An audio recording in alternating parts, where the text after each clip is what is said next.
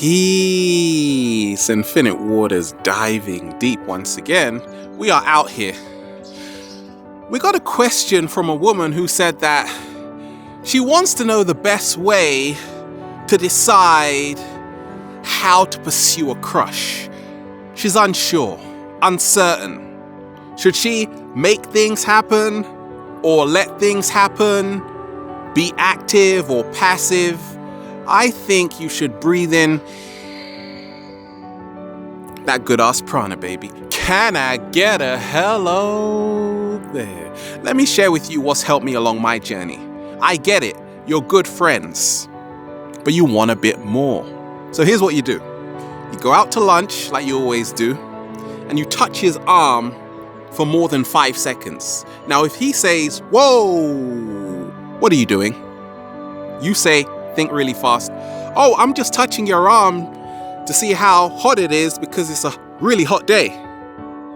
And in your mind, you're like, oh no. That's one way this scenario could play out. It could also play out, you touch his arm for more than 5 seconds and he says, keep it there. And he does the same to your arm. And now you know that's a crush you should pursue.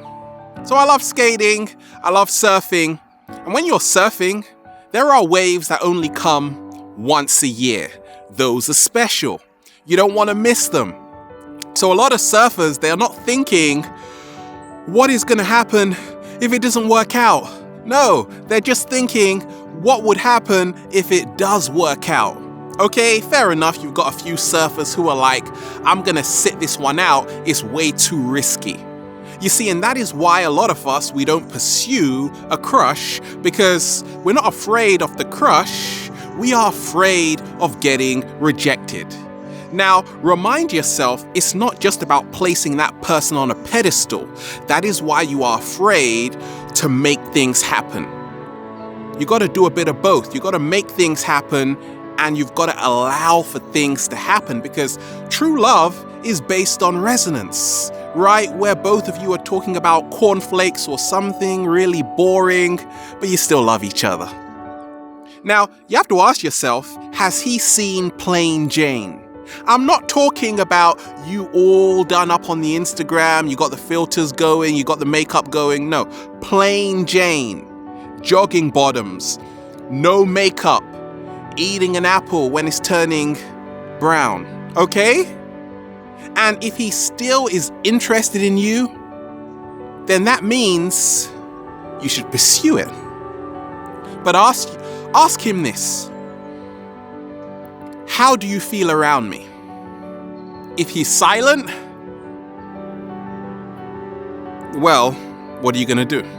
If he says, well, you make me feel fantastic, I thought you would never ask that. You see, great relationships are based on great communication. Stop being a psychic, trying to read his mind, right? It's not going to happen. So start asking questions, really shocking questions like, hey, when was the last time you did XXX? If he's not shocked at that question, that means he accepts you for asking all of these really disturbing questions, right? And now you know that's someone you can kick it with. Okay, ask as well, is the apple ripe? You don't want to pick an unripened apple. It doesn't taste the best, right? That's why you can't force a relationship. When we talk about dating, you just have to allow for it to be ripe, right? And then pick it. And that can only come about through using your intuition. Okay? How do I feel in my gut about this wonderful person? Does it have a future or is it just lust? Is it love or is it just lust? Okay? So start tapping into your intuition by breathing in that good ass prana, baby, and realizing you have nothing to lose. Because guess what? If it doesn't work out, well, at least you know. That way, you don't have to go to bed every night wondering what could have happened, because you either get rejected or you get married. You don't have to get married in this day and age. Just start dancing naked together or something like that. Okay, there you have it.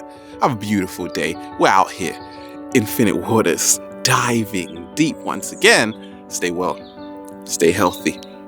Peace.